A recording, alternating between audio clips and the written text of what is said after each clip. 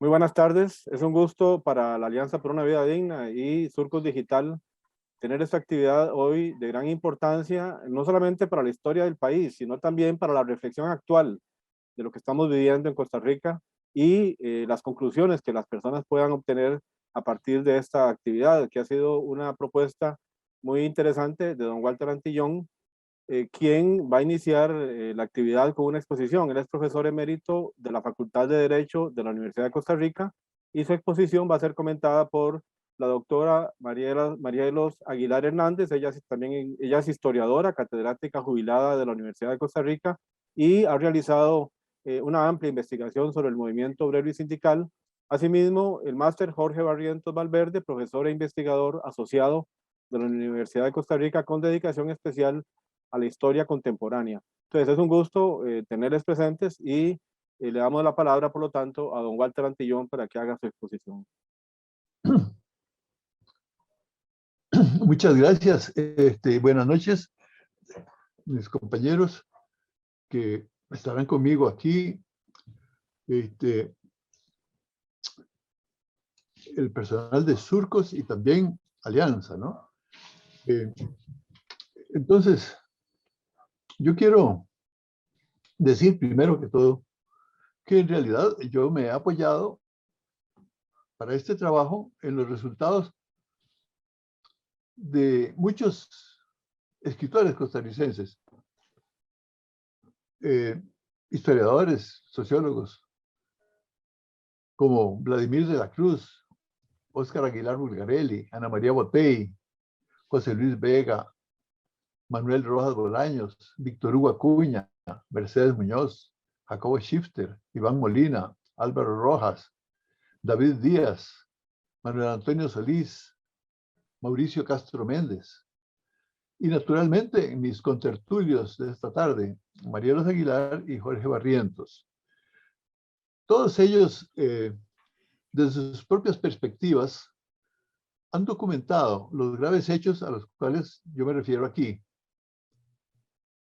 Hechos que, por desgracia, en Costa Rica ya no se conocen, ya no se discuten, a pesar de que si uno se toma la molestia de estudiar a estos investigadores, son hechos que están allí, ¿verdad? Y que son clarísimos. Yo en este trabajo quiero empezar comparando precisamente dos periodos de nuestra historia que me parece que son muy significativos. Un primer periodo de 1920 a 1948, en donde uno ve que crece constantemente el sindicalismo y la conciencia de clase de los asalariados costarricenses bajo la guía de la Confederación General de Trabajadores. Y también en la segunda parte con la dirección del bloque de obreros y campesinos. Tenemos que ver que hasta 1948 hay en Costa Rica más de 200 sindicatos de empresas privadas inscritas en el Ministerio de Trabajo.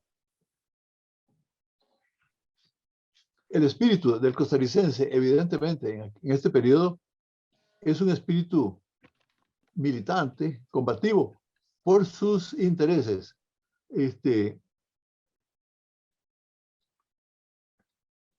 Hay que ver, entonces, la comparación con lo que viene después, que tampoco es una cosa completamente conocida por la gente.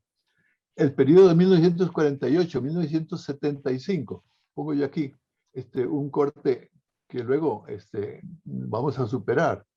El periodo del 48 al 75, en ese periodo las cosas cambian de una manera brutal. Los gobiernos persiguen, detienen, matan, aprisionan, despiden, exilian, anatematizan a los dirigentes, a los sindicalistas, a los trabajadores afiliados a sindicatos, prohíben el Partido Vanguardia Popular, prohíben la CGT, eliminan del registro del ministerio 194 sindicatos. aduciendo el motivo de que eran organizaciones antidemocráticas, pero sin el menor juicio, sin dar ningún chance a una defensa, nada. Durante ese mismo periodo, la Iglesia Católica, a pesar de que Monseñor Sanabria había apoyado el código, en el eco católico sostiene una campaña fuerte contra todo lo que es izquierda, acusándolo de ateísmo, de fascismo, apelando a los valores religiosos, amenazando pues con sus castigos. Luego, los periódicos. En esos años se funda La Nación. El Diario de Costa Rica ya era un periódico establecido y en ambos casos hay una línea durísima contra todo lo que sea izquierda. Descalifican diariamente pensamiento de izquierda, desacreditan a las personas en nombre siempre, según ellos, de la democracia, ¿no? En apoyo de la política norteamericana, ¿verdad? Cuya democracia, sin embargo, apoya a las dictaduras más feroces de América Latina durante larguísimos años. En este periodo 48-75, los únicos sindicatos que se sostienen al mínimo son los bananeros en las zonas rurales del país, por razones muy particulares de ellos, y los sindicatos del sector público que empiezan a organizarse. En la meseta central y restantes zonas, los sindicatos del sector privado prácticamente desaparecen, de modo que los trabajadores de estos sectores quedan completamente indefensos frente a los patronos, sometidos a una presión ideológica de parte del gobierno, de parte de la iglesia, de parte de la prensa.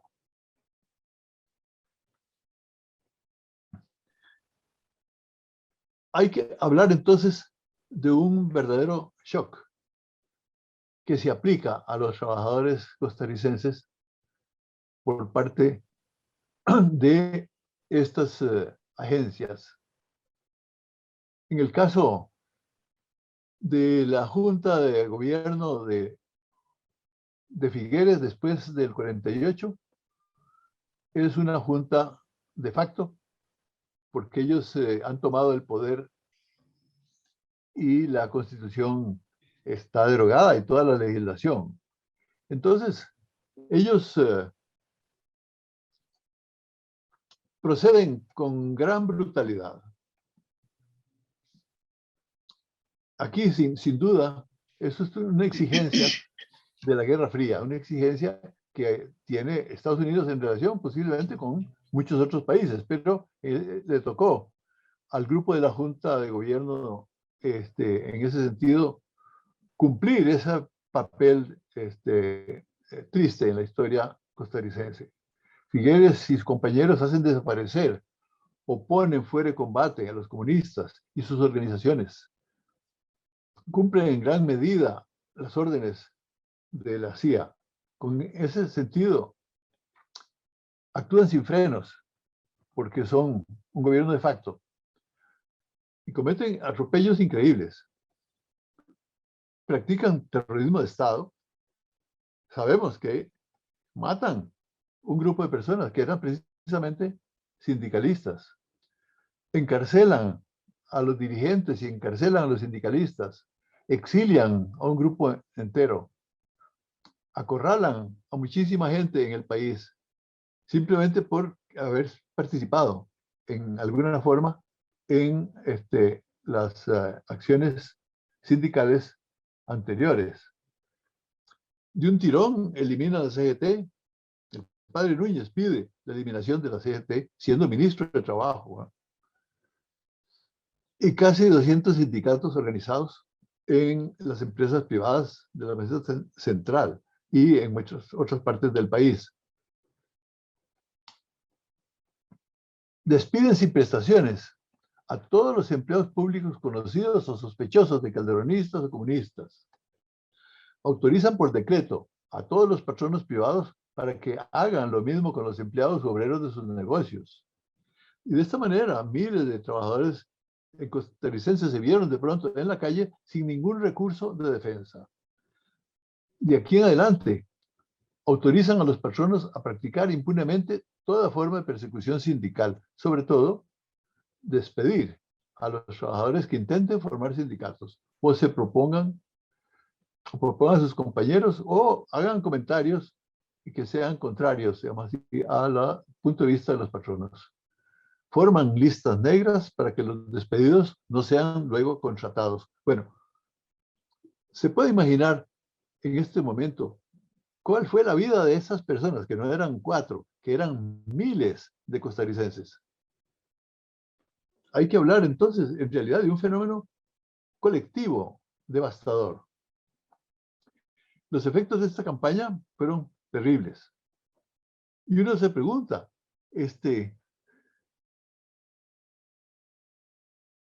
¿qué pasó allí en medio? Aquel esfuerzo de aquellos miles de trabajadores costarricenses que en los 40 fundaron tantas organizaciones para luchar por sus derechos, que se sentían apoyados por la Constitución y por el Código. ¿Qué se hizo esta tradición? ¿Por qué razón sus nietos y sus bisnietos, que son los costarricenses de ahora, rechazan sus derechos a sindicalizarse, a firmar convenciones, a participar en la huelga, que son derechos fundamentales que les brindan las leyes vigentes de Costa Rica? No se trata de actos subversivos, delictuosos, sino todo lo contrario. Se trata de derechos. ¿Por qué ahora, en este momento, uno ve miles de personas que aceptan sin luchar la condena de ser cada vez más pobres? Que eso es lo que ofrece en este momento el cuadro de nuestra economía. ¿En qué momento este shock de la represión y la persecución produjo esos tremendos efectos? ¿En qué momento nuestros asalariados, sobre todo del sector privado, renunciaron masivamente a ejercer sus legítimos derechos y se situaron dócilmente en el quintil más pobre de la brecha económica? Los decenios del sacrificio forzado de los derechos sindicales de los trabajadores del sector privado de Costa Rica, que en su tiempo se tradujeron en desamparo e indefensión y en la miseria y la desdicha de innumerables familias humildes, terminaron al cabo siendo con causa retardada pero acumulativa de la infame brecha económica que pone un abismo entre los ricos y los pobres. Pero pensar en aquellos decenios de sacrificio debe también mover la conciencia de los trabajadores costarricenses actuales. Ojalá pudieran identificar a sus verdaderos amigos y también a sus enemigos. Estoy convencido además de que el vacío político producido por la ausencia de una populosa clase trabajadora organizada y beligerante, que hubiera sido un fuerte interlocutor en la palestra política, poniendo en la balanza del poder el peso de sus legítimos intereses para sacar lo mejor de cada partido y de cada gobierno. Repito, en Costa Rica es tremenda la ausencia de una clase trabajadora unida y consciente que este país bien se merecía por sus tradiciones de civismo.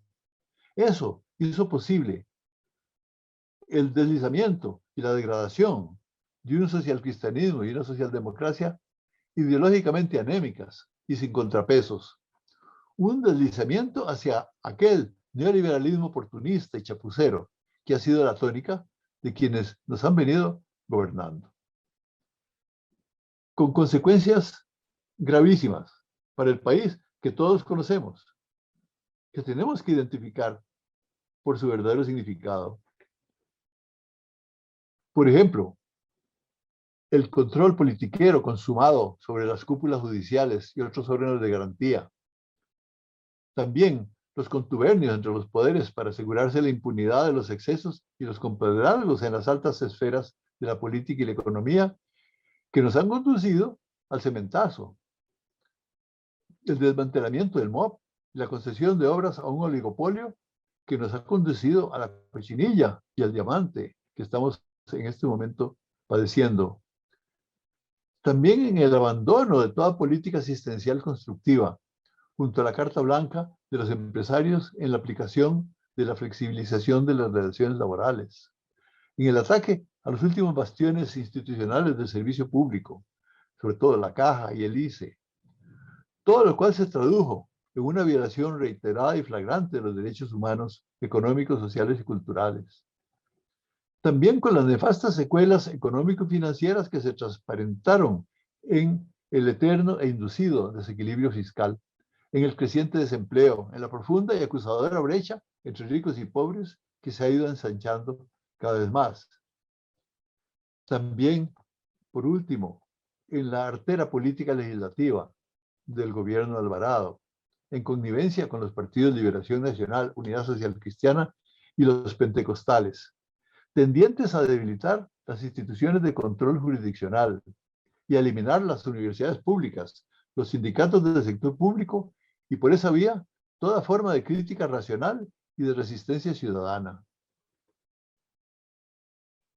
Cuando todo esto esté claro en la mente de los costarricenses, ¿cómo podrá la clase gobernante y el país entero reparar el inmenso daño económico, social, moral y político infligido a varias generaciones de trabajadores costarricenses a partir del 48, por haberlos privado ilícitamente de sus derechos a organizarse, a sus legítimos y esenciales derechos que están garantizados, que siempre estuvieron garantizados, usando la fuerza, el terror, la injusta violencia, el abuso, la mentira?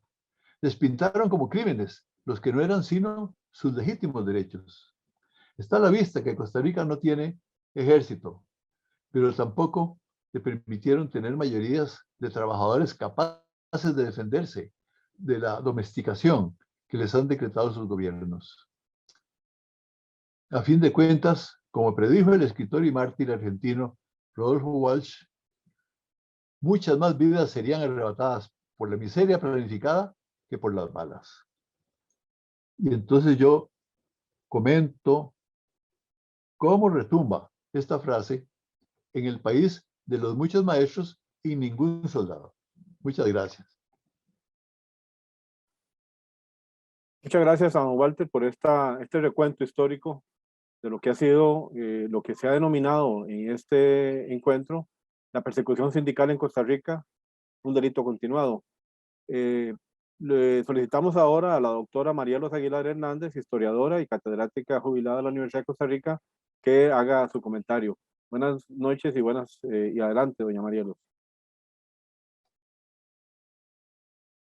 Tiene el micrófono apagado, doña Marielos. Buenas noches. Para mí es una gran satisfacción y un gran honor participar en esta tertulia. Le agradezco muchísimo a don Walter haberme tomado en cuenta y voy a referirme a algunos aspectos, algunos muy concretos del artículo tan brillante, realmente excelente, necesario, que don Walter nos ha hecho llegar para esta ocasión y que espero sea leído por una buena parte, ojalá toda la clase trabajadora costarricense, y ayudar a tener presente las luchas que están pendientes.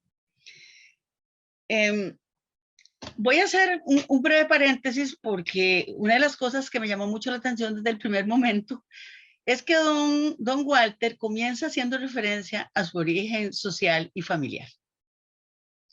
Que nos deja claro, efectivamente, de los sectores sociales medios o medios altos en los que él tuvo en suerte crecer y desarrollarse y llegar a ser todo el gran ser humano que es él. Entonces yo quería contarle que en mi caso fue distinto. Yo soy hija de un chofer de autobús. Vivimos en Tres Ríos y siempre se desenvolvió como chofer de los buses de aquí a San José. Mi papá era calderonista, mi mamá igualmente mariachi, y por supuesto sufrieron toda la persecución posterior a la guerra civil. Entonces, me ubico desde ese momento, cuando don Walter señala su procedencia, yo me ubico exactamente, si se quiere, en la acera de enfrente, pero con una gran satisfacción de que hoy podamos reunirnos a conversar sobre este tema. Yo quisiera solamente hacer algunas acotaciones poco precisas. Ya hablaba antes con don Walter de el carácter represivo aplicado por los gobiernos de turno en los años 30 en contra del movimiento sindical y del movimiento popular. Sabemos que la huelga bananera del 34 fue una huelga azotada por una gran represión en estos últimos días, pero antes hubo un evento que yo creo que ha pasado muy desapercibido en esta enfoque de la historia, que fue el movimiento de los trabajadores desocupados en mayo de 1933, cuando ante el interés o ante el propósito del gobierno de don Ricardo Jiménez de llevar adelante un proyecto de reforma fiscal justamente y aumentar los impuestos en diferentes rubros, provocó esto un movimiento popular importante, muy nutrido por los trabajadores desempleados de la época, un movimiento que fue prohibido y que terminó, al ser prohibido, con la intervención violenta de la policía. Terminó con 3 muertos parte de los trabajadores, con un policía muerto y medio centenar de heridos, 200 o más presos en la penitenciaría central, etc. O sea, aquel evento fue una sonada de lo que vendría para el resto de esa década, más, sobre todo cuando fue León Cortés el que le tocó estar en el poder. Señalo esto porque creo que si hay algo, una constante histórica en el desarrollo del movimiento sindical ha sido la represión, incluso la muerte y el sufrimiento de los trabajadores. Ese punto de partida a mí siempre me parece importante tenerlo presente, que inclusive se prestó para que Caluro y Fallas escribiera su bellísimo cuento El Taller, que en realidad de cuento no tiene casi nada. Hay una coincidencia entre su argumento y lo que la prensa desarrolló en aquellos momentos sobre este tema. En segundo lugar, quisiera señalar, ya viniéndome a los años 40, tocar un punto que nos explica de alguna manera por qué fue importante la participación militar de los sindicatos costarricenses en la guerra civil. Recordemos que el aparato militar, llamábase ejército, pero ya no lo era prácticamente. El aparato militar del Estado costarricense no tenía las posibilidades reales de contener la invasión de la Legión del Caribe y el levantamiento de otros sectores de costarricenses con José Figueres a la cabeza, y que por lo tanto los sindicatos, especialmente en general, digamos, la militancia de vanguardia popular se vio en la obligación de convertirse en milicias improvisadas que tenían que ir a apoyar la defensa, no especialmente del gobierno de Teodoro Picado, sino de las garantías sociales y el código de trabajo que se habían logrado conquistar en esa época desde el periodo de Calderón Guardia. Así es que entonces ese elemento creo que es muy importante, el peso específico del movimiento sindical en los hechos militares de la guerra civil sella de alguna manera todo ese perjuicio que 75 años más seguimos sufriendo con respecto al movimiento sindical y su desconocimiento. Recuerdo, por ejemplo, en esto, la participación de Álvaro Montero Vega, también un abogado laboralista, muy amigo, por cierto, de don Walter.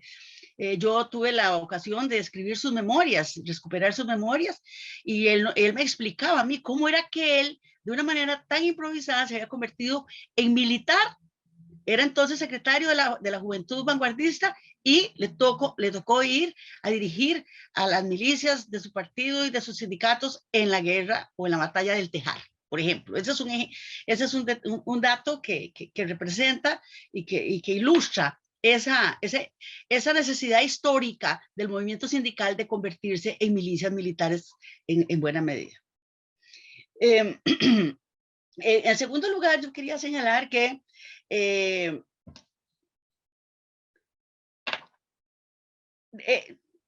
una vez que los sindicatos aclarar además que el movimiento sindical para el momento estaba dividido. Recordemos que ya existía desde 5 años atrás la CTC Rerum Novarum, que era el brazo sindical de la Iglesia Católica dirigido justamente por el padre Benjamín Núñez, y que ese sector se enfrentó, el movimiento sindical internamente también se enfrentó en esa lucha y en esa guerra civil tan lamentable, y ambos brazos sindicales estuvieron combatiendo unos frente a otros en el campo de batalla. Entonces el movimiento sindical dividido, no podemos hablar de un movimiento sindical unitario y que todo el movimiento sindical corrió la misma suerte, ¿verdad? Luego eso lo podríamos señalar. Todo esto hizo que el movimiento sindical quedara sellado, ¿no? Quedara estigmatizado como un instrumento de lucha violento, ¿verdad? Extremistas que no tenían limitaciones para tomar las armas si era el caso, y ese peso histórico de ese prejuicio, ¿verdad? Y de esa foto fija de la historia del movimiento sindical costarricense, pues se ha proyectado a lo largo de todas las décadas posteriores.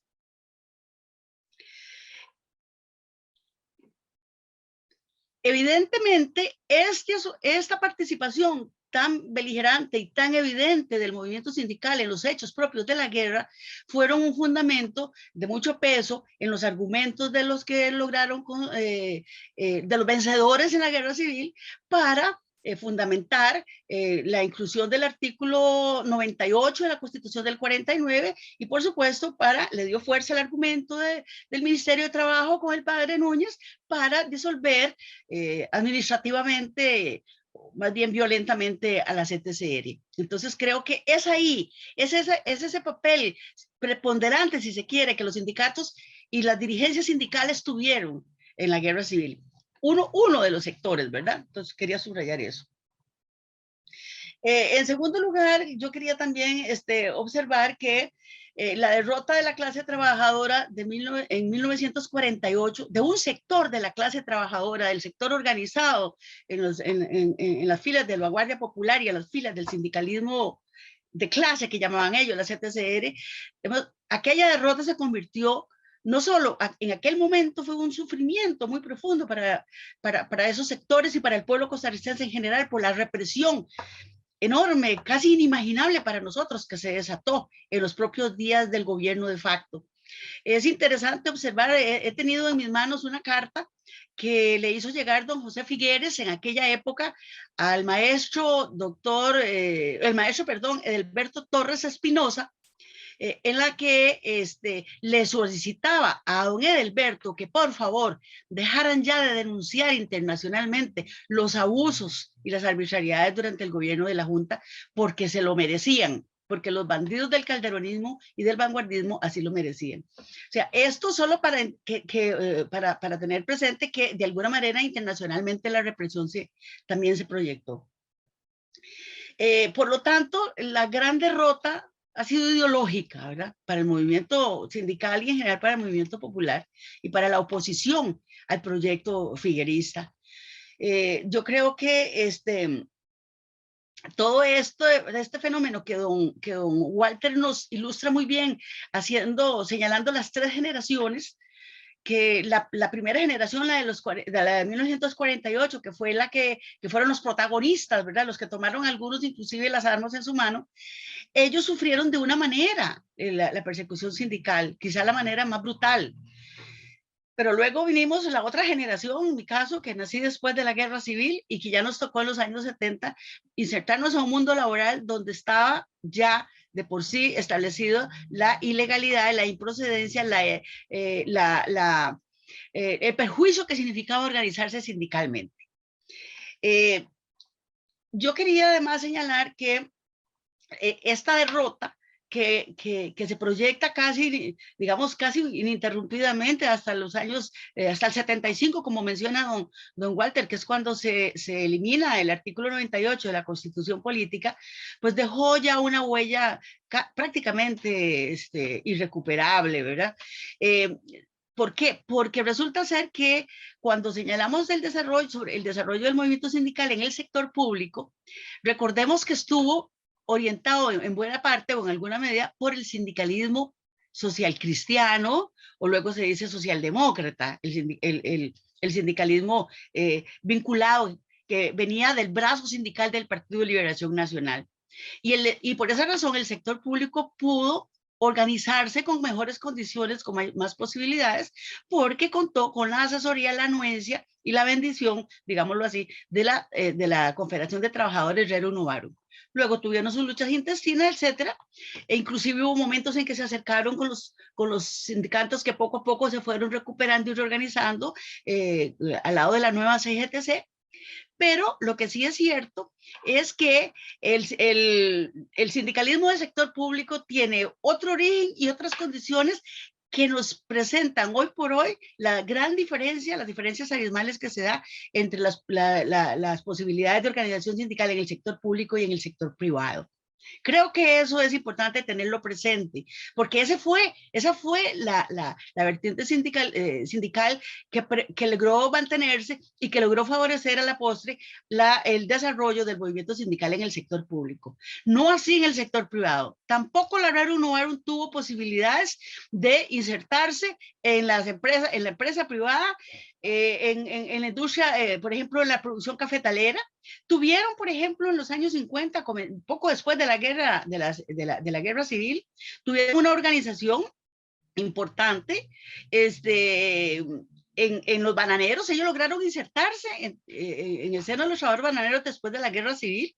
Lo lograron hacer, pero bueno, terminaron al final fusionados con FOBA, que era la organización sindical de los bananeros independiente, vinculado, por lo menos no legalmente, pero sí ideológicamente con el Partido de Vanguardia Popular, y efectivamente tampoco pudieron crecer, aunque lo intentaron en el seno del movimiento obrero bananero. Esto para señalar que el movimiento sindical no fue, ni ha sido nunca, desde 1943, uno solo. Y cuando nos referimos en este caso a la represión y a los grandes sufrimientos de la clase trabajadora costarricense por la persecución sindical, vamos a referirnos especialmente al sindicalismo de izquierda, diría yo, al sindicalismo que se ha orientado desde una perspectiva de clase, ¿verdad? A una que ha querido hacer de la clase trabajadora costarricense un protagonista de su propia historia en la construcción de su presente y de su futuro.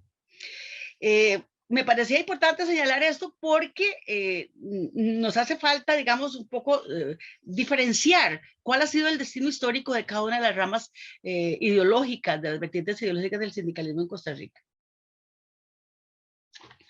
Bueno, otro elemento que yo he notado, y tal vez estoy hablando muy generalmente, esto no da para una reflexión con calma, pero esto quizá ha influido en el hecho de que el sindicalismo del sector público, las organizaciones sindicales del sector público no han logrado o no han podido o no han hecho el esfuerzo suficiente. En este momento eso para mí es hipotético, para alimentar la dinámica del sindicalismo en la empresa privada.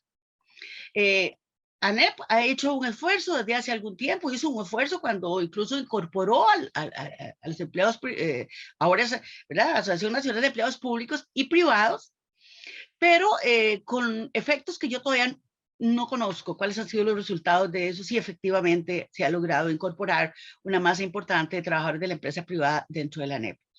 Hasta donde me lo imagino, hasta donde he sabido, creo que aún no. De suerte entonces que esa interacción entre sindicalismo público y privado ha sido, pensaría yo, deficiente o ha sido insuficiente o no ha sido efectivo. Y me parece que en otros casos, como es el caso español, por ejemplo, donde los sindicatos del sector público y privado se dan la mano y logran conquistas conjuntas, como una experiencia, digamos, que se convierte en ejemplo para países como el nuestro, ¿no? Por lo menos hago esa anotación. Otro de los aspectos, ya que termina don Walter, porque en realidad es muchísimo, muchísimo lo que, con una gran capacidad en unas pocas páginas de recorrer un siglo de luchas sindicales en Costa Rica. Don Walter ha tenido esa capacidad de síntesis extraordinaria.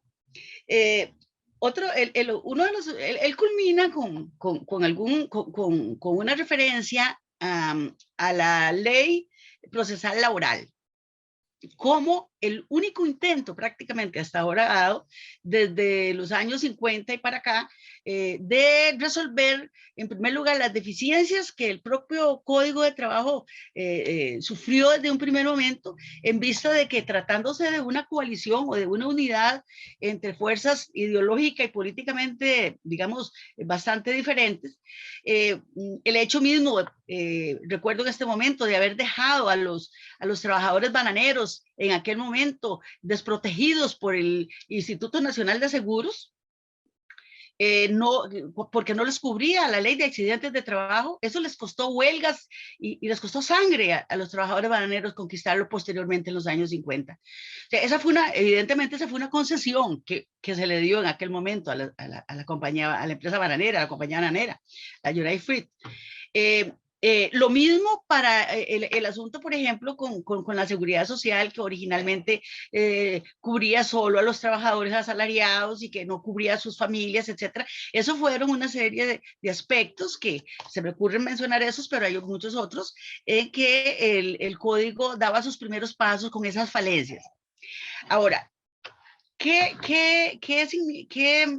en algún momento a mí me interesó estudiar los dictámenes o los pronunciamientos de la Organización Internacional del Trabajo, el Comité de Libertad Sindical, cuando se condenó reiteradamente el Estado costarricense por violar las libertades sindicales, tanto en el sector público como en el sector privado. Entonces ese es otro tema, pero efectivamente este tema que nos propone don Walter justamente ha sido objeto de discusión y de pronunciamientos internacionales que están muy escondidos ahí debajo de la alfombra, pero que valdría la pena rescatarlos, porque yo creo que nos ayudarían mucho a sustentar las tesis de don Walter y las que queremos y las personas que nos hemos interesado en hablar y estudiar estos temas.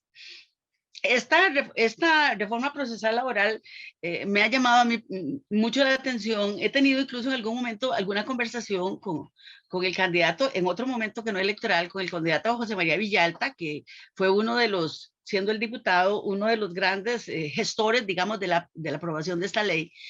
Y él ha tratado de explicarme algunos aspectos que yo todavía tengo en duda, pero no por la valía, la gran valía de la ley, sino las posibilidades de que esa ley efectivamente se proyecte en este país, dadas las circunstancias de una cultura antisindical ya tan lejana en el tiempo, donde no pareciera ser que por ahora no se vislumbra una posibilidad de abrirle las puertas a un movimiento sindical democrático, de izquierda, progresista, en fin, en las tendencias que pudiera ocurrir este fenómeno.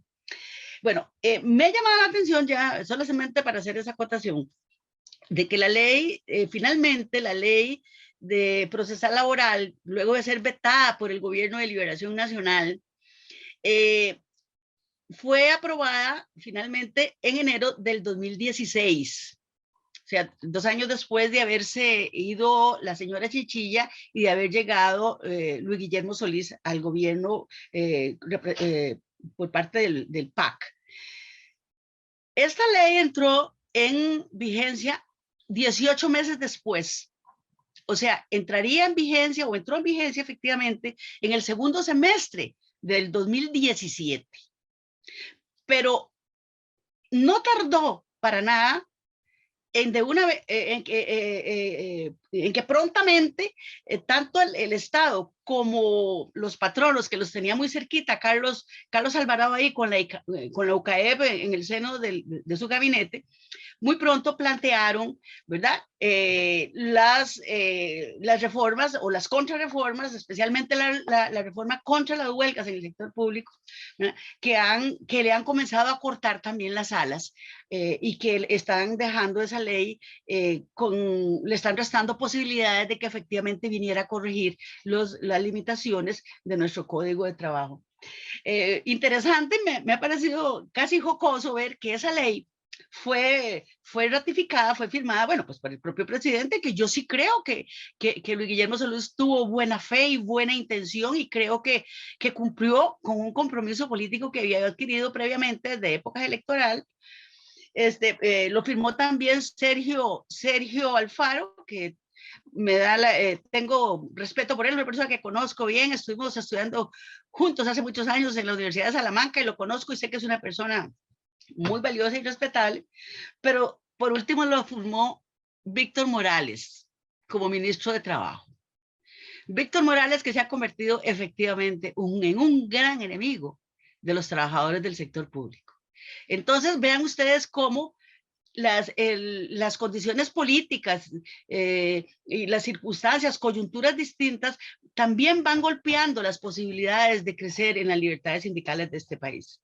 De suerte entonces que la ley de procesal laboral ahí está, pensaría yo, seguirá estando en grave riesgo mientras no llegue un gobierno comprometido realmente con las libertades sindicales y con las libertades y los derechos humanos en general de este país. Termino diciéndole a don Walter que me he quedado, y espero en adelante quedarme por siempre con esta frase suya que me ha encantado. Y es la frase en la que usted dice: contra toda razón y justicia, los pueblos tienden a reverenciar el poder y no perdonan a los vencidos. Y efectivamente yo creo que eso es lo que le ha pasado al movimiento sindical costarricense. Siguen sin perdonarle aquel rol histórico tan importante que tuvo en los años 40 y aquellas conquistas que logró acuerpar y apoyar a la par de Monseñor Sanabria, del doctor Calderón Guardia y de Manuel Mora como representante, como el rostro más visible de un movimiento político, organizativo y sindical que llegó a tener su momento de gloria por aquella época y que lamentablemente aún no hemos podido recuperar. Bueno, esos serían mis comentarios, don Walter. Creo que son insuficientes, pero los he sentido mucho. Me ha encantado su texto. Me ha hecho repasar muchas páginas del del semanario Trabajo y de los diarios nacionales que en su momento, hace ya muchos años, yo repasé viendo estos fenómenos que usted ahora retoma de una manera tan brillante y tan valiosa. Muchas gracias a la doctora Marielos Aguilar por poner un contexto complementario a la exposición de don Walter. Le damos ahora la palabra al historiador Jorge Barrientos Valverde, profesor de Historia Contemporánea en la Universidad de Costa Rica. Buenas noches, don Jorge. Muy buenas noches a todos y todas, y es un gran gusto compartir con don Héctor, con don Walter y con profesora Marielos, que estuvimos por la Universidad de Costa Rica hace unos años y siempre nos mantenemos en contacto. Y claro, con don Walter, claro que agradecerle a don Walter por la iniciativa de esta actividad de conversar un poco sobre estos temas que realmente son acongojantes, y en el marco de las elecciones que vienen el domingo, ¿verdad? Se vislumbra por el momento un escenario muy complicado y confuso, ¿verdad? Respecto a qué tanto en realidad la fotografía de las encuestas está acertando lo que va a suceder.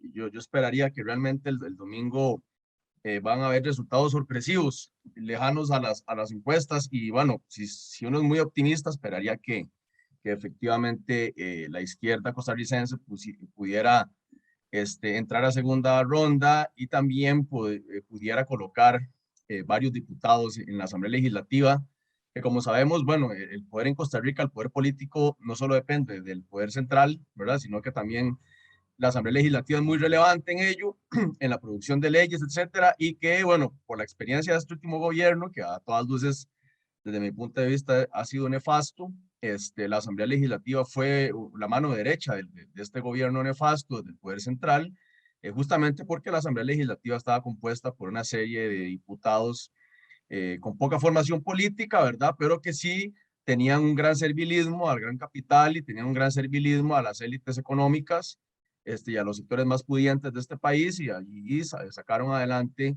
proyectos a todas luces antipopulares, antiobreros. Entonces, bueno, yo quisiera comentar esta temática del anticomunismo y el antisindicalismo en Costa Rica y de las raíces que tiene a nivel histórico a partir de cuatro o cinco puntos, sin dejar de lado que también me interesa mucho plantear, digamos, de alguna manera una interpretación teórica de lo que yo pienso que es la democracia costarricense y lo que es la historia de Costa Rica en el siglo XX, ¿verdad? Y efectivamente, bueno, si bien es cierto, podemos señalar que la democracia costarricense, a nivel electoral o político electoral, después de 1948, ha tenido, digamos, continuidades, no han habido grandes rupturas ni grandes rompimientos con el orden institucional, en el sentido que hayan existido grandes revoluciones sociales, o que haya existido otra guerra civil, o que haya existido golpes de Estado o intervención estadounidense, ¿verdad? Sí es una democracia de muy baja calidad, como llamaba Alberto Torres Rivas, ¿verdad? Es decir, una democracia política que a nivel político electoral tiene grandes vicios, ¿verdad? Sobre todo porque la tercera fuerza política de nuestro país después de 1948 queda ilegalizada por 25 años y además ha aniquilado el movimiento social y ha aniquilado toda posibilidad de disidencia política y de militancia en partidos políticos de izquierdas. Y además, si entramos en la discusión de la democracia entendida también como un sistema que tiene que dar garantías socioeconómicas, el asunto se torna todavía más complicado, ¿verdad? Porque Costa Rica, si bien es cierto, en algún momento entre 1950 y 1990 logró buenos índices de desarrollo humano, al punto de que en 1991, como por ahí planteaba un artículo el profesor Jaime Ordóñez, teníamos los mejores niveles de índices de desarrollo en América Latina junto con Uruguay, un coeficiente de Gini, digamos, relativamente aceptable. Nada más ni nada menos que 30 años después, en el 2021, estamos más bien como uno de los países más desiguales del mundo, que el Banco Mundial ha puesto en el top 10 a Costa Rica, y justamente porque en estos 30 años las políticas neoliberales han arrastrado a este país a una precarización laboral espantosa, y no solo precarizando a los trabajadores del Estado cada vez más, a como pueden, sino también la precarización de los trabajadores del sector privado, ¿verdad? Y ni qué decir el tema del trabajo informal. Entonces, bueno, la interpretación teórica que quiero señalar es que, bueno, si uno hace una lectura desde el marxismo respecto a lo que es la historia de Costa Rica, evidentemente, después de 1948 hay una construcción de una hegemonía, diría Antonio Gramsci, y de bloques hegemónicos muy bien elaborados por parte del Partido de Liberación Nacional, aliado a la derecha liberal que representa Otilio Lati, que después van a representar los partidos de Unión Nacional o de Unidad Nacional, que después termina siendo el PUS a partir de 1983, ¿verdad? Y construye muy bien la hegemonía por una gran cantidad de aparatos de dominación ideológica y también de agentes y agencias de dominación, como le llama Goran Tenborn, otro gran teórico marxista europeo. Y ahí empezamos a ver que hay que ir analizando no solo la manera en la que a través de las leyes, de la represión, de la ilegalidad, atacan y aniquilan a los movimientos sociales de protesta y resistencia social, entre ellos los sindicatos, sino también todo el aparato ideológico, ¿verdad? Entonces aquí uno puede observar que la democracia costarricense, con todos sus alcances y sus límites, aplica no solo el consenso, que es el gran mito de la democracia costarricense, que aquí todo se hace dialogado, que todo se hace con consenso, ¿verdad? Y que el Estado no reprime, sino que por el contrario, el Estado utiliza una gran cantidad de violencia después de 1948 y ha predominado en algunos momentos la represión por sobre el consenso. Sobre todo en la década de los 50, la violencia política sigue siendo muy fuerte, es decir, la guerra del 48 no acaba ahí en diciembre, desde el 48, después de por ejemplo, lo del Todo el Diablo, etcétera, la guerra termina en abril, mayo pero en 1948 todo el año siguen con conflicto y en violencia política, pero esa guerra del 48 después en los 50 sigue teniendo repercusiones por la fuerte represión política. Entonces, bueno, una democracia que se jacta de ser la que tiene mayor calidad en América Latina, pero que excluye a la tercera fuerza política, que era Partido Vanguardia Popular, ¿verdad? Evidentemente tiene serias contradicciones y serias limitaciones. Más allá de eso, entonces, a mí los puntos que me gustaría citar ya, digamos, tratando de hacer este marco teórico, habría que plantear efectivamente que hay serios problemas después de 1948 en la construcción del sistema político costarricense, porque es una democracia burguesa, que muchas veces muchos teóricos latinoamericanos han interpretado como la tiranía de las élites. La tiranía de las élites porque ellos ponen las reglas del juego. En Costa Rica la Constitución de 1949 es una constitución política que impone las reglas del juego desde la parte de arriba de la pirámide social. Es decir, son las élites, las ganadoras de 48 las que imponen cómo se va a jugar el asunto a nivel político electoral, pero también de todo el tema socioeconómico respecto a la manera en la que se reparte la riqueza en nuestro país. Yo que estoy ahora con la tesis doctoral y he investigado esto de la Iglesia Católica, el catolicismo social y la teología de la liberación, los movimientos guerrilleros latinoamericanos de la Guerra Fría, muchos inspirados en la doctrina católica, como Camilo Torres o el caso del padre Mujica en Argentina, señalaban que cuando el sistema político se tornaba en una tiranía político-económica, era justificable la revolución social y era justificable el levantamiento de los sectores sociales oprimidos, ¿verdad? Porque entonces no se estaba viviendo en una realidad de derechos humanos, ¿verdad? Entonces, a mí me parece que es importantísimo hacer una crítica al sistema político electoral en Costa Rica primero, y creo que estas elecciones de alguna manera lo han puesto un poquito en discusión, ¿verdad? Todo el tema por ejemplo, los financiamientos de los partidos políticos, etcétera. Es el punto primero que quisiera señalar, lo de la crítica al sistema político costarricense y a la democracia costarricense. Es decir, hay que tratar de desmitificar esta discusión y este asunto de la gran democracia costarricense y dejarla en evidencia, es decir, desenmascarar una gran cantidad de estrategias de dominación que tiene la burguesía en sus manos para señalar que la democracia costarricense no tiene defectos y no tiene errores y que todo está funcionando a la perfección. La gran fiesta electoral le pone la nación cada 4 años a las elecciones en Costa Rica, la gran fiesta electoral es que ellos ponen a los representantes políticos que quieren, ¿verdad? Y que nada más llegan a obedecer porque son las cámaras empresariales y son los sectores más pudientes de este país los que finalmente siguen tomando las decisiones, ¿verdad? Se les quebró un poquito con el PAC, pero el PAC siguió siendo obediente. El del 2014 y el del 2018, ni qué decir, ¿verdad? Aliado a las cámaras empresariales y a los sectores pudientes. Ahorita más adelante voy a seguir hablando del tema de los medios de comunicación, digamos, y la manera en que en Costa Rica se ha formado también de manera muy bien elaborada una hegemonía de la prensa y los medios de comunicación de la derecha costarricense empresarial que tienen evidentemente muy dominado y muy adoctrinado a la población costarricense. La gran pregunta de don Walter es por qué la población costarricense, la clase trabajadora, a pesar de que está tan precarizada y a pesar de que está tan endeudada y que vive tan mal, sigue votando por los representantes de la derecha política, sigue votando por los representantes de las élites, ¿verdad? ¿Y por qué sigue siendo tan reacio a sindicalizarse o a aceptar opciones políticas de la izquierda? Y claro que los medios de comunicación, la televisión, la prensa tienen un papel importantísimo, siguen teniéndolo a pesar de las redes sociales. Uno hace una lucha política en las redes sociales tratando de informar un poquito, pero las redes sociales no tienen el alcance que puede tener Canal 7, ¿verdad? Canal 6, La Nación, La República, La Teja, etcétera, y la manera en la que ellos, muy bien elaborado, de manera muy fina, adoctrinan políticamente, ideológicamente. Están esperando el mínimo error de los partidos de izquierda en Costa Rica para hacer un escándalo gigantesco, ¿verdad? Pero respecto a otros temas políticos de mucha relevancia en Costa Rica, la corrupción política, la evasión fiscal, la ilusión fiscal, el lavado de dinero, ¿verdad? El narcotráfico vinculado con los partidos políticos del bipartidismo, etcétera, sobre eso no dicen nada. Entonces, claro que hay un asunto ahí muy importante tomar en cuenta. El punto 2 es sobre el problema de la violencia estructural, ¿verdad? Producto de la brutal desigualdad e injusticia que se vive en América Latina y de la cual Costa Rica ya no se sale. Si nosotros en los años 70 y 80 teníamos de alguna manera, antes de que se impactara muy fuerte la crisis del 81 económica, esta idea de que Costa Rica se salía un poquito del panorama latinoamericano, porque Latinoamérica era dictadura y Costa Rica era democracia, ¿verdad? En el mayor caso de los países están viendo cruentas dictaduras, no, Costa Rica democracia, y resulta que Latinoamérica lleno de desigualdad y de violencia social, y Costa Rica no, con buenos índices de desarrollo humano. Eso nos hacía sentirnos orgullosos y a sentirnos diferentes, ¿verdad?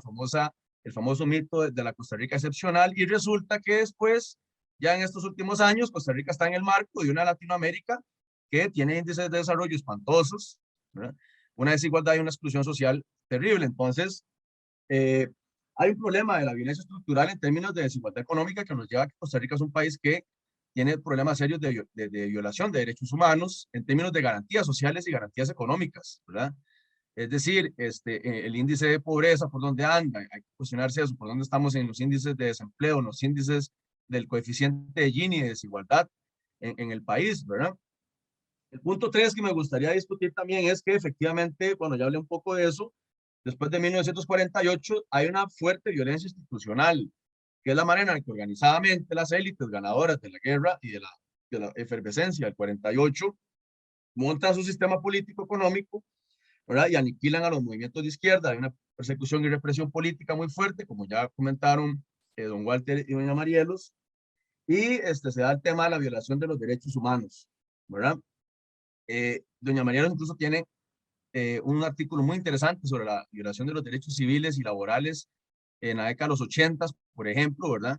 Entonces, aquí el tema es ese, ¿verdad? Tratar de señalar los hierros, los déficits, los errores, nuestras grandes falencias que tenemos como país.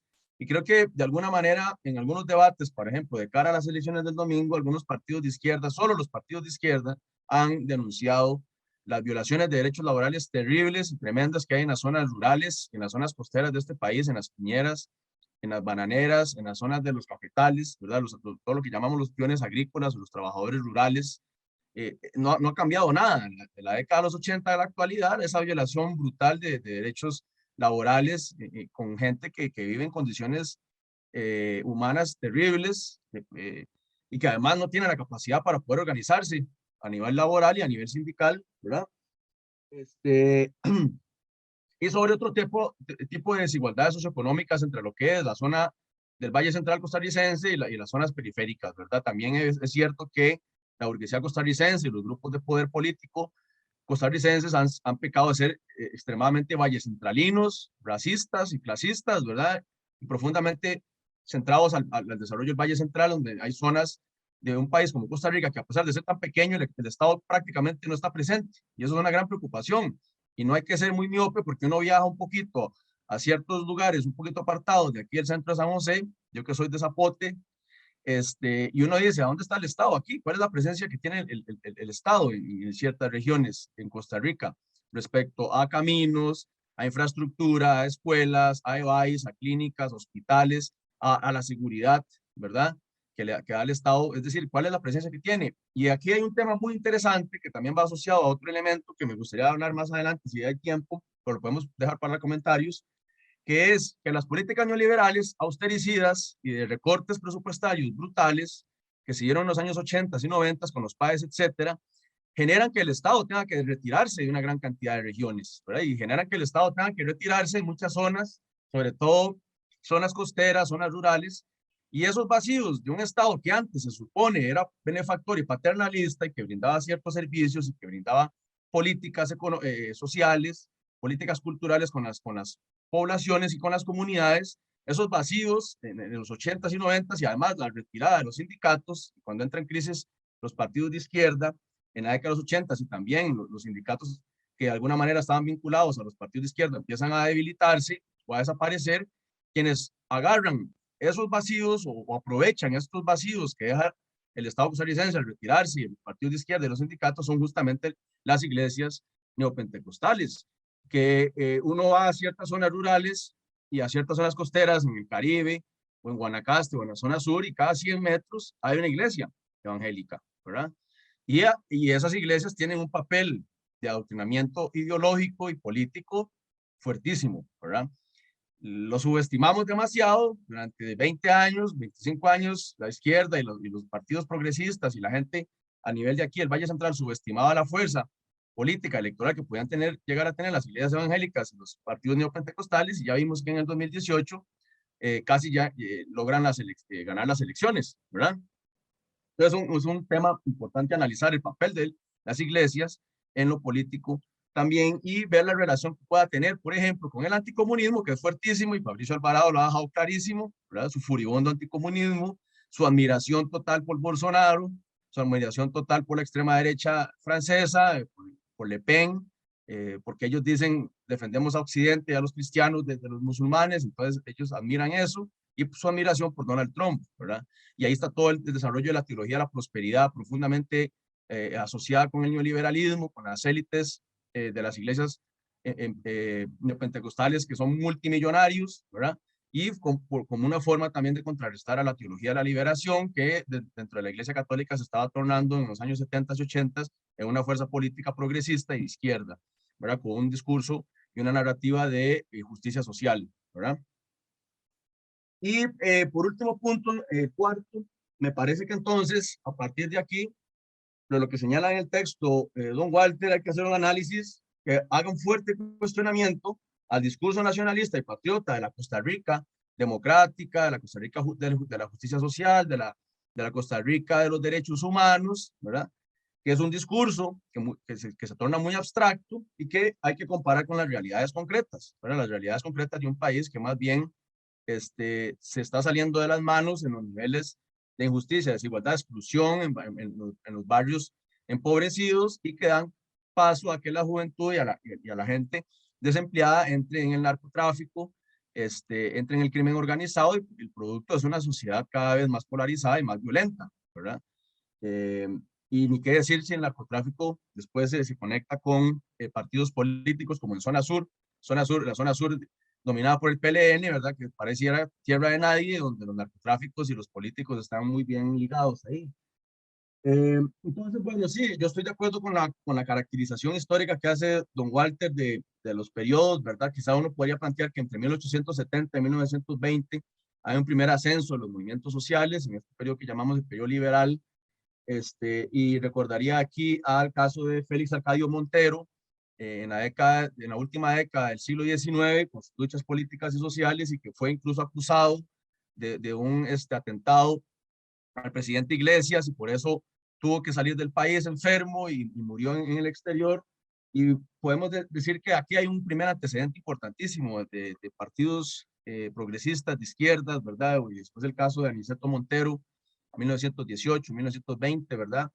Y que ya después de la Revolución Mexicana, 1910 y 1917, con la Revolución Rusa, el discurso anticomunista y la discursiva anticomunista de las élites empieza a ser cada vez más fuerte, ¿verdad? Y efectivamente, entre 1920 y 1948 hay un ascenso de los movimientos sociales en Costa Rica y el sindicalismo, dentro de lo cual la burguesía va a tener tanta preocupación que en 1948 en la guerra civil ajusta cuentas y aniquila al movimiento social de izquierda en Costa Rica y los movimientos sindicalistas, y empieza a surgir más bien entre el 48 y 1975 un sindicalismo institucionalizado, muy pro-gubernamental también de alguna forma. Es un sindicalismo que se asocia con los partidos políticos gobernantes, ¿verdad? Y que no lucha contra los partidos políticos gobernantes a cambio de algunas concesiones.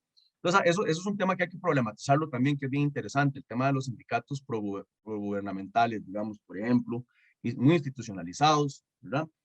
Y efectivamente, después de 1975 a 1980, por ahí, ¿verdad? Viene esta última coyuntura hasta el 2020, ¿verdad? Que también habría que hacer una caracterización aquí de lo que ha sucedido en estos últimos 30, 40 años de historia política en Costa Rica y historia social, ¿verdad? Y creo que, bueno, ya eso sería otro recuento con la manera en la que, por ejemplo, se da la huelga en 1995, después la lucha contra el combo de Lice en el 2000, los movimientos de protesta contra RITEVE, contra el combo, el Tratado de Libre Comercio en 2007, ¿verdad? Entre lo cual el profesor Walter Antillón estuvo muy presente y muy activo en esa coyuntura. Yo recuerdo, pues yo estaba empezando a estudiar en la universidad, estuvimos en ese movimiento social también, y después, bueno, las luchas por los presupuestos educativos, etcétera, pero que a final de cuentas pareciera que en los últimos años los movimientos sociales de protesta han venido a debilitarse, ¿verdad? Bastante,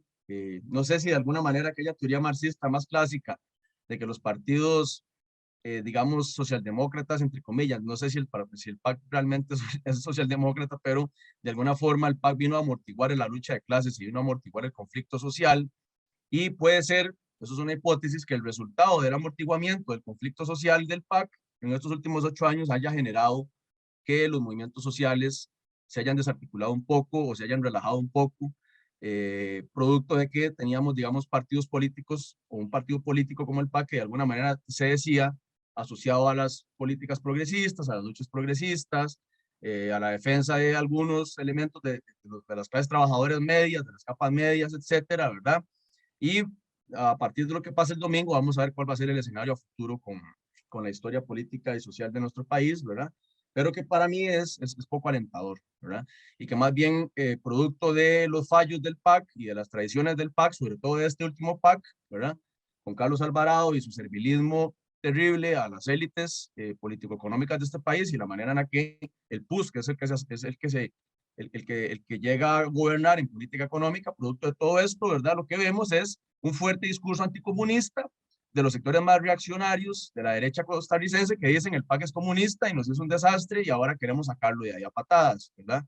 Entonces es terrible la manera en la que estamos en un proceso regresivo a nivel político más bien, esa es mi lectura, porque son sectores más reaccionarios y de una derecha más dura la que quiere sacar al PAC porque considera el PAC de izquierda, ¿verdad? Y eso puede terminar afectando al Frente Amplio y a otras agrupaciones de izquierdas, y por eso vemos un empoderamiento de fuerzas como, bueno, los 4 que van de primeros, según esas encuestas, ¿verdad? Que para mí representan el mismo proyecto político, económico, ¿verdad? El PLN con Figueres, el Inés Saborido en el PUS, Rodrigo Chávez, ¿verdad? Terrible, y después lo de Fabricio Alvarado, y ya había hablado con el papel de las iglesias neopentecostales y de alguna manera el empoderamiento también de Eli Fensaig por ahí, ¿verdad? Que a la gente le gusta ese discurso derechista, de un hombre fuerte, ¿verdad? Que se dice, voy a llegar a quitar un montón de derechos, voy a llegar a poner orden en temas de salarios, voy a llegar a poner orden en temas del Estado, pero todo siempre de una derecha que me parece a mí muy peligrosa y muy radical para los intereses de la clase trabajadora. Entonces, bueno, yo lo dejaría hasta aquí y con todo gusto podríamos ampliar un poquito en la parte de comentarios y preguntas. Muchas gracias. Muchas gracias a don Jorge también por este aporte importante para complementar lo que ya había expuesto tanto don Walter como doña Marielos. Podemos, si les parece bien, hacer una nueva ronda de aportes o de conversación breve. En este caso ya la segunda ronda sería tal vez más breve si hay alguna pregunta o comentario, pero previamente, si les parece, voy a dar lectura a algunos comentarios que hay en Facebook. Brevemente doy lectura a algunas de las participaciones. Dice María Auxiliadora Vega Bustos: es triste que en lugar de avanzar vamos para atrás. Con la ley antihuelga se está limitando la libertad de los trabajadores de protestar contra acciones en su contra. Se le ha vendido a la gente que el sindicalizarse, ir a huelga o paro es ser vago o no tiene nada mejor que hacer. Y le consulta a don Walter que dónde puede adquirir el documento. Magda Solís dice: gracias don Walter, siempre claro y acertado. Le pregunto, ¿cómo ve usted el futuro de los movimientos sindicales en el país? Rax Mayor Hernández saluda desde Honduras. Mario Valverde Montoya también pregunta que dónde puede, más bien dice que el documento de don Walter debe publicarse. Doña Beatriz Ferreto saluda. Y don Rodrigo Aguilar Arce señala lo siguiente: definitivamente Costa Rica ha sido y es un país absolutamente antisindical dentro del marco del sector privado, lo que se puede determinar con los pocos sindicatos creados que, con algunas excepciones en el sector bananero y en la palma africana, pudieron en algunos momentos sobrevivir. Cuando se analiza la creación de sindicatos en este sector, se nota que rápidamente desaparecen, por lo que lógicamente la gran mayoría del sindicalismo está en el sector público, pero lamentablemente tremendamente dividido. Por ejemplo, solo en la Caja Costarricense de Seguro Social se han creado más de 40 sindicatos, en el magisterio cerca de 18 sindicatos y en otros sectores también. Este es un fenómeno que no existe en países como Europa, en lugares, en continentes como Europa, Norteamérica, América del Sur. Ojalá que la situación pudiera reformarse. pero es complicado por los distintos intereses existentes. Y finalmente leemos el comentario de Yanira Solís Montero, que señala: lo más peligroso para Costa Rica es esta intervención del neopentecostalismo y la extrema derecha. Esto sí sería lo peor que le pase a Costa Rica. Estos son los comentarios que tenemos, algunos de los comentarios que tenemos en el Facebook Live. Y entonces les proponemos una segunda ronda más breve, tal vez unos 5 minutos, si les parece a cada persona. Y luego veremos si ahí quedan temas pendientes. Entonces, si le parece, don Walter, adelante, vamos a escucharlo. Tiene que conectar el micrófono.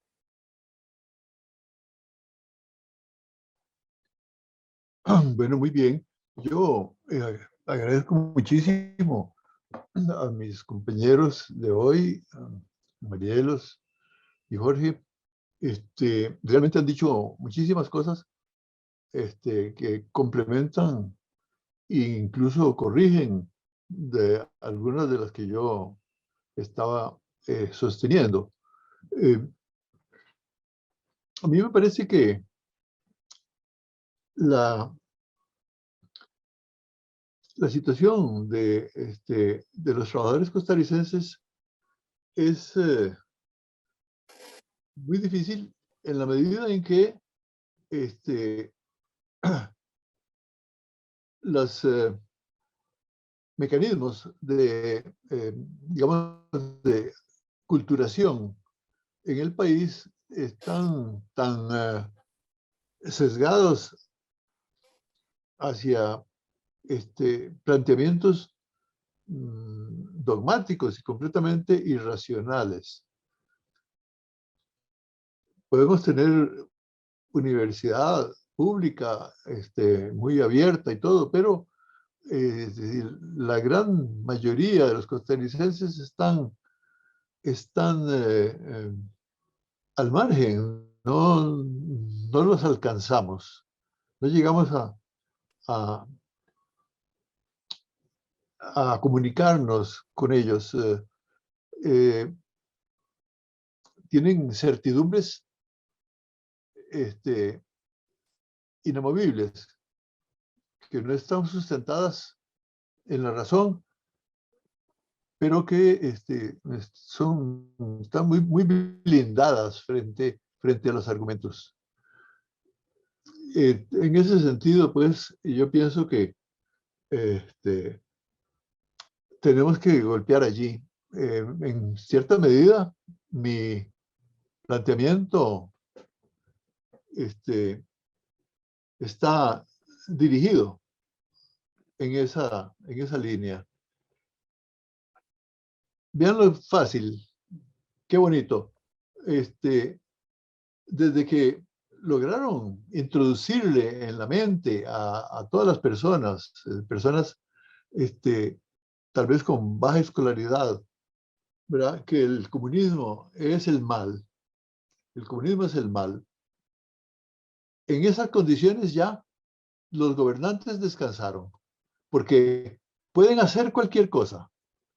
Tenemos casos pero extremos de personas que han cometido atrocidades, ¿verdad? Y vienen y se postulan otra vez, ¿verdad? Y con el discurso anticomunista se garantiza que la gente no va a votar por la izquierda, que prácticamente la gente no le queda otra salida que votar por ellos. De modo que para los políticos de derecha, el gran negocio fue descubrir el horror del comunismo. Con eso, entonces, ya no tienen que gobernar, ya no tienen que presentar ningún resultado, ¿verdad? Hay personas ahora en estas elecciones que no tienen ningún mérito, que no se les ve por ninguna parte que hayan hecho algo positivo por el pueblo, ¿verdad? Y ahí están con las encuestas con una intención de voto importante, ¿verdad? Y en cambio, una persona como Villalta, que está entregado completamente al servicio de la gente desde el comienzo, ¿verdad? Con una hoja de logros y de servicios increíbles. Pero ¿qué pasa? La gente no se molesta en estudiar el tema. ¿Por qué? Ah, porque es comunista, ¿verdad? No se dan cuenta de que están condenados a sufrir las consecuencias de todos los malos gobiernos, a padecer los efectos de las peores crisis, ¿verdad? Así y todo, no, no hay modo, pues, de encontrar un camino para comunicarse con ellos. Yo creo que la única manera tiene que ser decir la verdad. Y por eso, entonces, digamos, yo he tratado de reunir los resultados de la investigación de nuestros historiadores, que ahí están. Y esos resultados son contundentes. En Costa Rica ha ocurrido un gran crimen. Un crimen contra nuestra clase trabajadora, mayoritariamente, que es la clase trabajadora que no trabaja en empleo público, ¿verdad? ¿Cómo conseguir que ellos se percaten? Yo creo que la única manera es una manera homeopática, una manera lenta, pero la única que tenemos es conciencia, golpear, seguir dándole a este punto, ¿verdad? Con el objeto de ir rompiendo ese cascarón, ¿verdad? Eso quería decir yo, nada más. Muchas gracias, don Walter. Me parece que apunta además elementos nuevos en esta nueva intervención. Algunas personas, don Walter, consultaron si existía posibilidad de tener el documento. No sé si quiere referirse a ese aspecto, a ese detalle importante que alguna gente consulta interesada en su escrito. Sí, yo, naturalmente, el documento está circulando en varios medios, ¿no? El propio Surcos lo Correcto. ha circulado, ¿verdad? Y me parece que también el país CR, pero de todos modos, la persona que quiera tenerlo por mi conducto, encantado. Simplemente me pueden escribir y yo se lo mando. Excelente, gracias, don Walter. Sí, efectivamente, en Surcos lo publicamos recientemente y si también se comunican con Surcos, también con mucho gusto les hacemos llegar el documento. La doctora Marielos Aguilar quería también hacer una participación, entonces le damos también la palabra.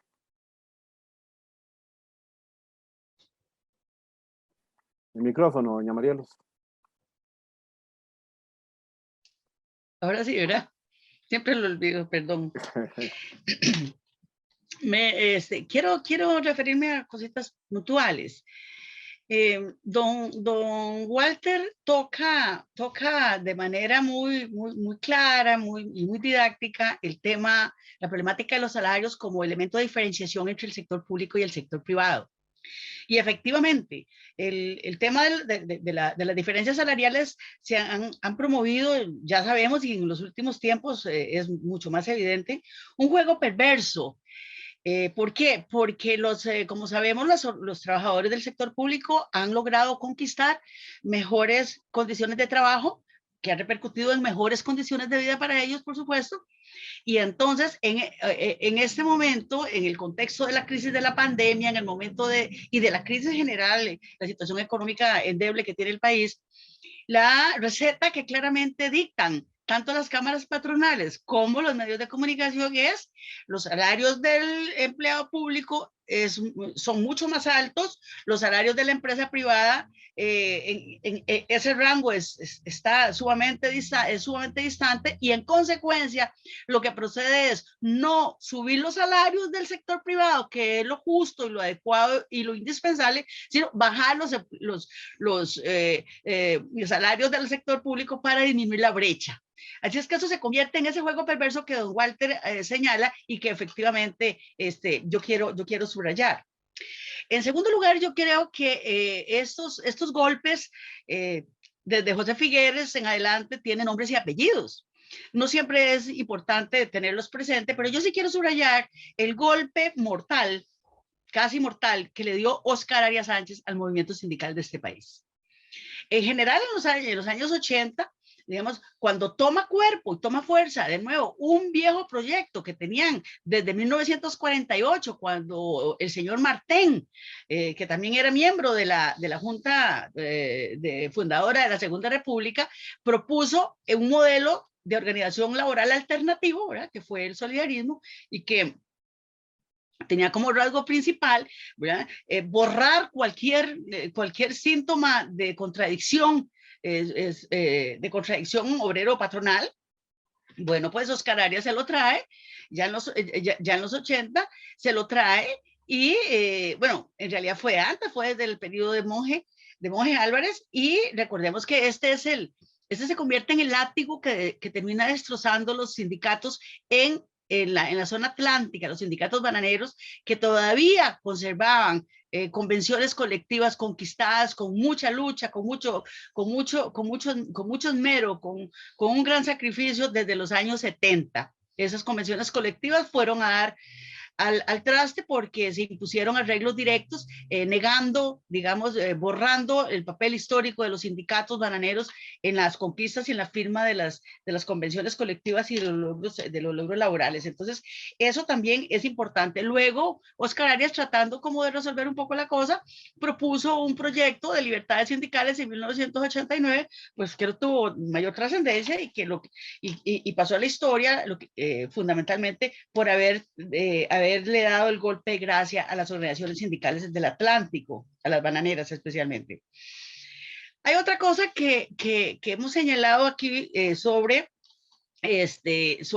la negación, digamos, a los derechos de la empresa privada, de los trabajadores de la empresa privada, su sindicalización. Yo creo que una de las cosas interesantes en el largo plazo ha sido observar cómo el Partido de Liberación Nacional siempre tuvo, hasta un cierto momento, su propia línea sindical. O sea, inclusive, digamos, su brazo sindical. Primero con la Rerum Novarum, luego se convierte en la CCTD, luego hay unas divisiones y etcétera, pero era muy claro. La línea sindical del Partido de Liberación Nacional se dirigía a controlar de alguna manera la organización del sector público, a la organización y a los planteamientos y las peticiones y las aspiraciones de ese movimiento sindical. Bueno, pero en realidad quería el Partido de Liberación Nacional marcar una trayectoria propia con respecto al desarrollo del movimiento sindical costarricense. Habría que verlo, es posible que sí, pero estuvo otro elemento de mucho peso y fueron sus vínculos internacionales. Al insertarse el Partido de Liberación Nacional dentro de la Internacional Socialista, prácticamente que uno de los requisitos para ser parte de ese conglomerado político ideológico internacional era tener un movimiento sindical en su base social de apoyo. Y alguna vez yo estuve trabajando cerca por ejemplo, de la Fundación Ebert, y era muy claro que los recursos que se aportaban desde Alemania tenían que ser invertidos en ese y no en otro rubro. Y por esa razón hubo una presencia, y creo que fue importante en algún momento, los aportes de la Internacional Socialista y de la ORIT y del sector sindical vinculado a la Internacional Socialista en la formación de algunos cuadros sindicales de este país. Pero eso para señalarlo, que ese vínculo internacional condicionó mucho porque fue una fuente de recursos que le llegaron también al Partido de Liberación Nacional, porque no era solamente para formar sindicalmente, sino también había formación político-electoral, político-partidaria, y eran centros de capacitación de importancia. Lo mismo con el PUSC. El PUSC, por supuesto, no creo que evidentemente el sector, el viejo calderonismo, desde los 50 para acá, pues borró todo vínculo con el movimiento sindical, con el movimiento popular, pero también tuvieron sus vínculos internacionales y justificaron de alguna manera su presencia en cierto sector del sindicalismo que llamaban social cristiano. Entonces, señalar ese detalle porque eso por compensar el hecho de que los sindicatos vinculados al Partido Vanguardia Popular pues siempre estuvieron vinculados al sindicalismo de la Organización Sindical Mundial, que ahora sí no puedo recordar exactamente cuál era el nombre, pero muy vinculado siempre al brazo sindical del PQS, ¿verdad? Y de la Internacional Comunista. Otro detalle que quisiera subrayar y que nos viene preocupando a las gentes, bueno, Jorge ha profundizado muchísimo en este tema. Mis trabajos en el campo de la historia sindical han sido más recogiendo la vida cotidiana, la lucha, sistematizando las luchas y las formas de lucha y logros y fracasos del movimiento sindical costarricense desde 1930, 31, que yo he partido en mis estudios. Pero hay un detalle que todavía no logramos resolver, porque el concepto de comunismo quedó vacío de contenido histórico a los ojos de la realidad de lo que hemos vivido desde que se cayó el muro de Berlín y desde que la Unión Soviética implosionó. ¿Qué significa ser comunista en las elecciones de este 2022? ¿Quiénes son los comunistas? ¿A dónde están los comunistas de este país? Evidentemente, hay un legado histórico innegable con grandes logros y también con grandes fracasos, con grandes errores, evidentemente, en la medida en que el movimiento comunista internacional se fue deteriorando, con ello se fue deteriorando de una u otra manera sus enlaces con los otros internacionales, pues, y a nosotros nos llegó la colita de ese desplome. Pero uno de los grandes vacíos que tenemos las personas que estudiamos estos temas y que por dicha ahorita ya Jorge y muchachos jóvenes que vienen detrás nuestro lo están resolviendo, es explicarle a la población costarricense y a la clase trabajadora costarricense que el comunismo, como nos enseñaron, que el diablillo, digamos, que los cachos de aquel comunismo que nos anunciaban en los años 60, 70, no existe. Eso se acabó. Y yo creo que eso está muy asociado también con la derrota del movimiento sindical internacional y particularmente el movimiento sindical costarricense. La derrota del partido Vanguardia Popular y todos lo que ya conocemos, que no hace falta repasarlo en un momento como este, tiene también mucho que ver con la derrota histórica del movimiento sindical costarricense. Porque el sindicalismo combativo, reivindicativo, el sindicato que asumía su lucha como una lucha de clases, ese sindicato quedó en el pasado. Así es que yo creo que vale mucho la pena que nos pongamos a discutir sobre estos temas. Hay que recuperar de las caídas, también se aprende muchísimo, y yo creo que la responsabilidad histórica del fracaso del proyecto soviético todavía nos está aplastando. Yo creo que vale la pena tenerlo presente. Eso sería lo que yo podría comentarles por ahora.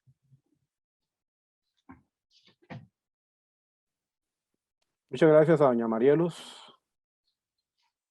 Entonces le damos la palabra a don Jorge Barrientos Valverde. Adelante, don Jorge. Sí, gracias. No, yo para cerrar muy puntualmente, diría que hay dos temas importantísimos que me parecen muy relevantes, hay que citar. Y bueno, el primero es efectivamente el tema de la conciencia de clase, ¿verdad? Que es un concepto teórico ya viejo, de más de 100 años, pero que está desaparecido de la sociedad, ¿verdad? Y lo ponía en discusión en las redes sociales hace unos días. Me preocupaba mucho el famoso fenómeno repetitivo cada 4 años, y no solo en Costa Rica, sino es un fenómeno mundial, ¿verdad? De la clase trabajadora y de la clase explotada, la clase más excluida, no solo en términos de lo económico material, sino en términos de lo cultural educativo también. La exclusión no solo es el problema económico, ¿verdad? salarial, por ejemplo, sino es la exclusión de las herramientas culturales y educativas que la sociedad nos puede brindar para que nosotros tengamos una mejor comprensión del mundo en el que vivimos y del sistema en el que vivimos. Entonces, en esa población más excluida y con niveles escolares muy bajos, no existe la conciencia de clase, ¿verdad?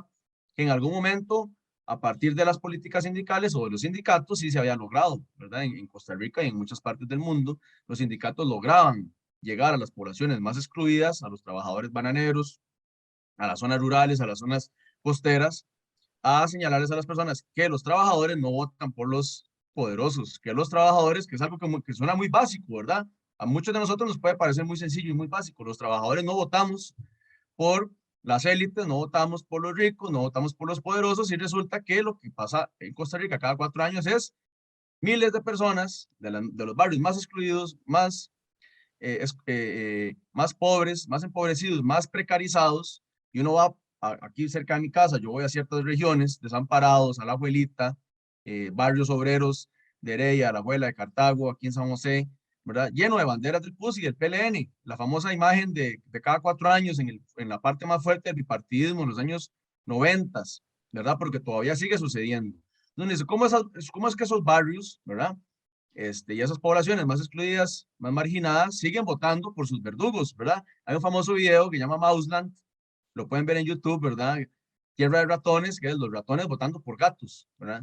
Y la gran enseñanza de ese video, lo que señala es, al final, los gatos acusan a los ratones de comunistas y los encarcelan y los asesinan y los aniquilan, pero queda una gran moraleja, como dice el dicho, ¿verdad? Pueden aniquilar a los ratones, pero no van a aniquilar el mensaje de los ratones, que es, los ratones no votamos por gatos. Es una forma muy sencilla que yo utilizo en clases, en las clases en la universidad, para enseñar un poquito de teoría política, así de la forma más introductoria y más básica, ¿verdad? El tema es que la conciencia de clase pareciera que no está ahí, y la conciencia de clase significa tener nosotros la capacidad como seres humanos de entender cuál es nuestra posición en la pirámide de clases, cuál es nuestra posición social, económica, nuestros intereses, nuestros orígenes de familia, ¿verdad? Y defender eso, a esa clase social a la que pertenecemos, ¿verdad?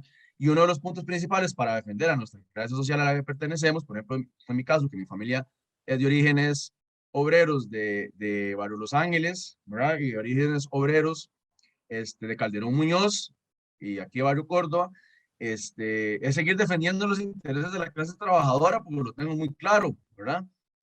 Sin embargo, el problema es que uno puede observar alrededor una gran cantidad de población y gente incluso cercana a uno, familiares, amigos, compañeros, que a pesar de que son clase trabajadora o incluso están en una posición muy, muy, muy jodida en términos socioeconómicos, van y votan por la derecha dura.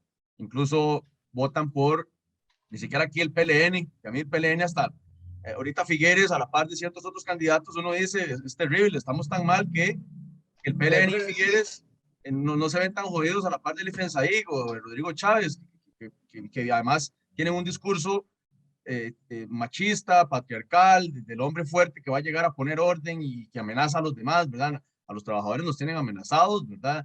Y eso va de la mano con todo un discurso muy fuerte que tiene la nación hace 20 años o más, y Canal 7 totalmente en contra de las universidades estatales y en contra de los profesionales de la caja, de los profesionales de las universidades como nosotros, de los profesores de educación media, ¿verdad? Que nos llaman delincuentes, nos llaman multimillonarios, nos llaman privilegiados, nos llaman de todo tipo, ¿verdad?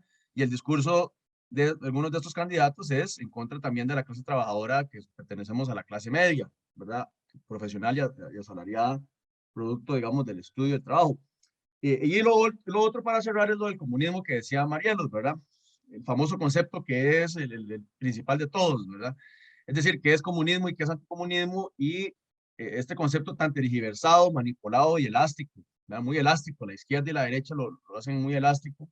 Sin embargo, claro que la derecha y los medios de comunicación, la Iglesia Católica más conservadora en Costa Rica, la jerarquía eclesial, la prensa, incluso en los sistemas educativos. Yo, en mi tesis de licenciatura hice una investigación sobre los programas de estudio y los libros de texto y la ideología de los docentes en Costa Rica enseñando historia, y claro que era una forma de enseñar historia donde el comunismo era terror, ¿verdad? Era muerte, era violencia. Stalin, por supuesto que Stalin fue un dictador y un tirano, pero es que el comunismo no se reduce a Stalin, ¿verdad? Ni se reduce a la experiencia en Corea del Norte, ni se reduce a Mao Zedong en China, ¿verdad? De la persecución ahí en medio de una guerra civil, no, ni a la matanza. que se dio o la violencia en la Guerra Civil Española, ¿verdad? Porque el discurso anticomunista es muy fuerte por las experiencias que sucedió en Rusia, bueno, Revolución Mexicana, Revolución Rusa y Guerra Civil Española, ¿verdad? Y por ejemplo, uno ve sacerdotes, vi el domingo ese sacerdote que le estaba metiendo miedo a la gente en misa diciendo que, no había que el comunismo era malo, porque el comunismo fue el que más persiguió gente en el siglo XX, gente católica, y que más acribilló gente católica. Yo decía que forma más burda y mentirosa y manipuladora de ese sacerdote de hablar, cuando en realidad fue el fascismo muchas veces y las dictaduras militares de la Guerra Fría las que más asesinaron cristianos y católicos en el contexto latinoamericano. No fueron los comunistas los que mataron a los cristianos, ¿verdad? En Guerra Fría. Fueron las dictaduras de extrema derecha, fue Estados Unidos, a todos los cristianos que estaban en contra de las dictaduras. Sin embargo, en esa misa, el sacerdote montó todo porque era más o menos una forma de amenazar para lo que viene el domingo, hacer ver que lo malo es el comunismo, como diciendo no vayan a votar por el Frente Amplio, porque el Frente Amplio llega al poder y seguro va a hacer lo mismo que pasó en la Guerra Civil Española, donde el contexto es totalmente diferente, ¿verdad?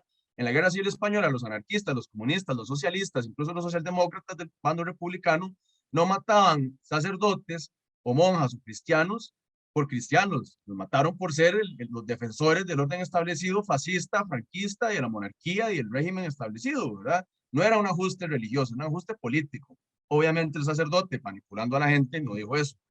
Entonces, eso es solo un ejemplo muy sencillo que vean que me pasó hace unos días, ¿verdad? Pero así opera la ideología dominante. Entonces, el tema es que el comunismo es muy elástico y muy tergiversado en realidad.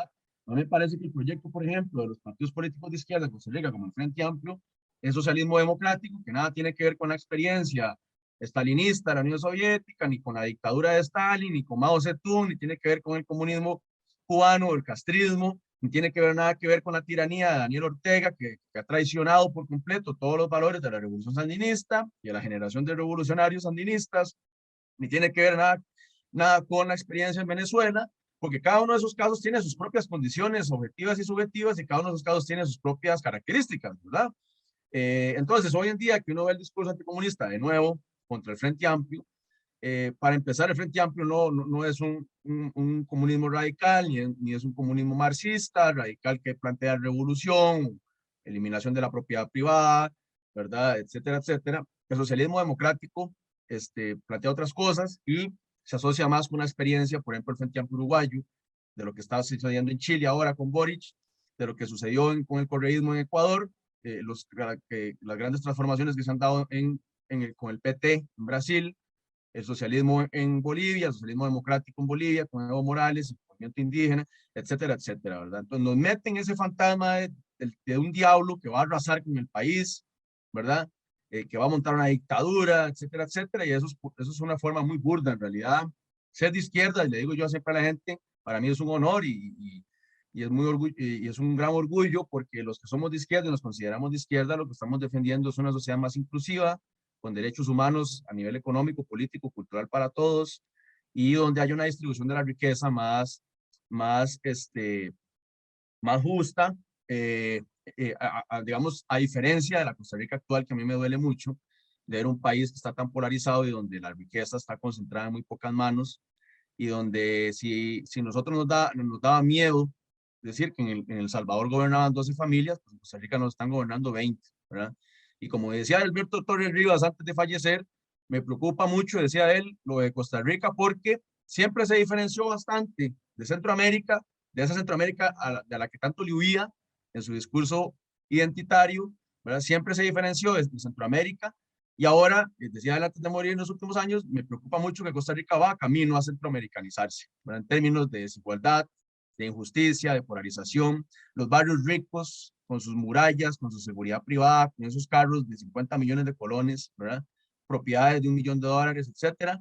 Y lo que prolifera alrededor son barrios empobrecidos, marginales, narcotráfico, crimen organizado, etcétera. Hacia eso vamos, hacia la ciudad modelo que los neoliberales más neofascistas y brutales han impuesto en Honduras. Bueno, si eso es lo que nosotros rehusábamos hacer, estamos cerca de serlo, ¿verdad? Y eso es lo más preocupante. Por eso me parece que hay que asumir con más seriedad la política y votar por proyectos políticos que traten de revitalizar una sociedad más democrática, justa, igualitaria y con igualdad de oportunidades, ¿verdad? Entonces, bueno, sí, sería eso. Muchas gracias, don Jorge. Muchas gracias. Bueno, creo que hemos abarcado ampliamente el tema que propuso don Walter. No sé si don Walter quiere cerrar con algún comentario, le queda algo pendiente por agregar. Hemos compartido en Facebook el documento de don Walter para que las personas que quieran ubicarlo ahí fácilmente pueden hacer el enlace con la página de Surcos donde está publicado el documento y compartirlo, por supuesto, con otras personas. Lo mismo que agradeceríamos que también compartan esta conversación de hoy entre don Walter, doña Marielos y don Jorge, que me parece que enriquece mucho la perspectiva de lo que ha sido la historia del movimiento sindical y la represión que se ha dado sobre el movimiento sindical en la historia del país. Creo que don Walter ha estado intermitente la conexión. Creo que le ha estado fallando, sí, el internet. En este momento creo que no se encuentra presente, ha tenido intermitencia en la conexión a internet. Ahí está don Walter. Entonces estamos cerrando, don Walter. ¿Usted tal vez desea hacer algún comentario final o para cerrar la actividad? No, está muy bien, yo estoy muy satisfecho. Pienso que hemos dicho las cosas que había que decir. De modo que encantado, muchísimas gracias. Podemos terminar aquí. Muy bien, muchas gracias. Vamos a estar compartiendo, por supuesto, en Surcos en los próximos días el enlace porque el video queda presente en Facebook Live de Surcos y compartiremos también una nota dando cuenta de la actividad de las personas que participaron en el tema con el enlace, por supuesto, al video que también lo pondremos en nuestra página de YouTube para que pueda ser también accesado por esa vía, para que queden las dos posibles vías para poder ver la actividad de hoy, tanto en Facebook como en YouTube. Agradecemos mucho, en realidad, la solicitud de don Walter para que por medio de Surcos y la Alianza por una Vida Digna pudiéramos realizar esa actividad, lo mismo que agradecemos las excelentes participaciones de no solamente don Walter, sino también doña Marielos y don Jorge, que de seguro ha creado mucho interés y seguirá circulando en los próximos días. Así que muchas gracias y buenas noches.